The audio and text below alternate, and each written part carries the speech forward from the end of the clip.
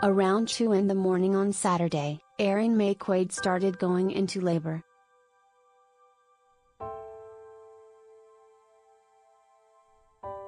It was tough timing. This was going to be a big day. In just a few hours, Maye Quade was supposed to pull everything together and give a major speech.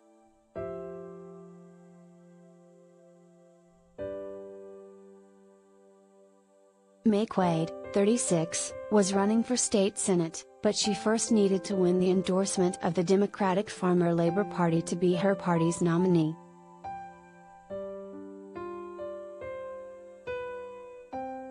Mitchell Walstad, Maye Quade's campaign manager, told HuffPost that they asked convention organizers to move up the timing of the endorsement for their race. They reached an agreement to do so, but only after pushback, he said.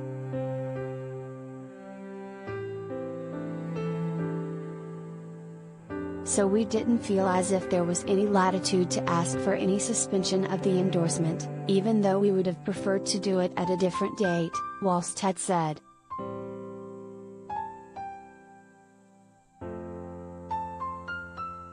We went into the day not sure if she was even going to make it to the convention, Walstad added. She came and, we had a little personal campaign room. So she'd go in there to have her contractions. And then she was like, great, I have 15 or 20 minutes until my next contraction happens.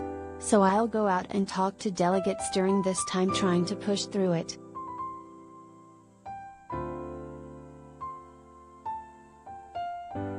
Remarkably, Maye Quade pushed through for hours, and video of her speech shows just how tough it was. Toward the end of her remarks, Maye Quade had to stop and lean over as she had contractions.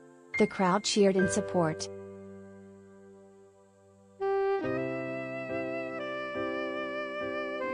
Watch video of the speech above.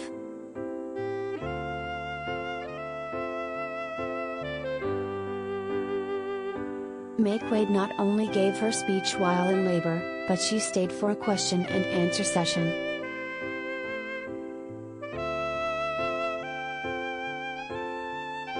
There were points where it was her turn to answer, and they had to switch the order and have the other candidate answer because she could not speak because she was having a contraction in front of everyone, Walstad said.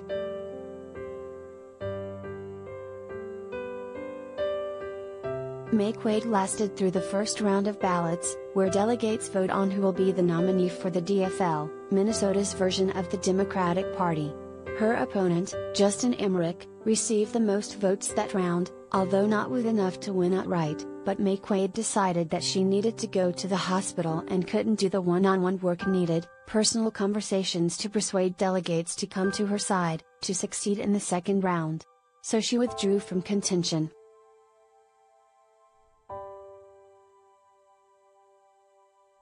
Walstad confirmed that they never explicitly asked for the convention to stop because Maye Quade had to leave. According to local TV station Fox 9, a motion to suspend the proceedings would have required 2/3 of the delegates to approve.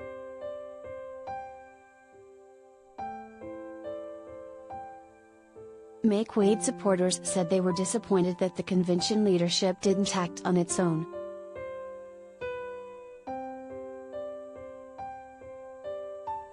Walstad said he believed that if someone was having a different medical emergency, such as a heart attack, the balloting would have been stopped.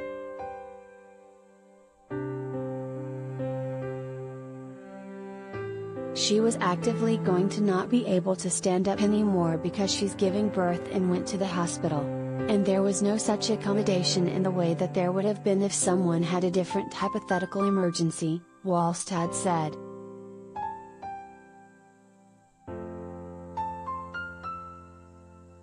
I think that they would have stopped this convention for any other medical emergency, but instead they put a black woman through immense pain and put her in front of the room during one of her most vulnerable moments in life, in front of a room of 200 people, added Emma McBride, political director of Women Winning, who works with Maye Quade's wife and was a campaign surrogate. I just felt really disappointed that nobody in the room who had the power to do so was putting a stop to this.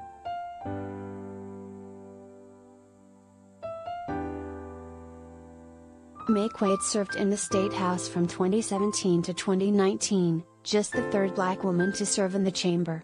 In 2018, she ran as the DFL-endorsed candidate for lieutenant governor, becoming the first LGBTQ person endorsed on the ticket of a major political party in Minnesota. She lost in the primary.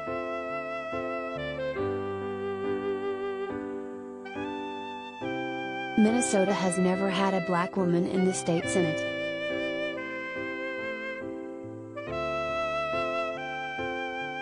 In 2017, Maye Quade became one of the most visible faces of the Me Too movement in Minnesota, when she and other women accused a state senator of sexual harassment.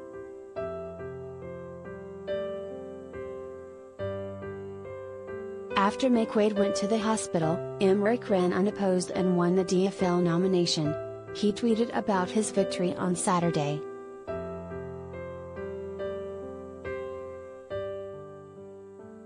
Emmerich did not return a request for comment, but he told Fox 9 after the convention, "I'm just focused on running the race and winning in November.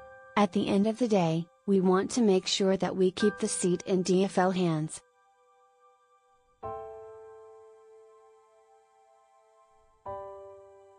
Claire Mover-Beaton, a DFL-endorsed candidate running for state Senate, offered her support for Maye Quade in a Facebook post on Sunday morning.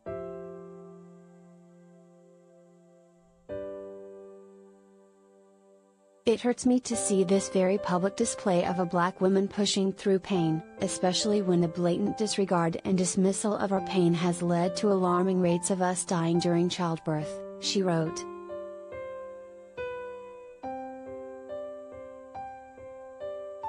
Both McBride and the Maye Quade campaign said they didn't fault any single person for what happened Saturday.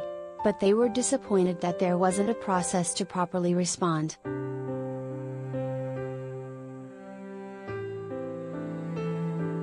Watching what happened, and watching a DFL process fail yet again, another woman of color, and put somebody through something so difficult as that just reaffirms why we do what we do.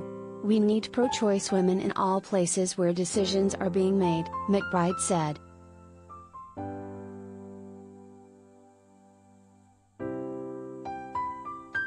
Maye Quade successfully delivered a baby girl around 2 a.m. on Sunday. Both the mother and daughter are doing well.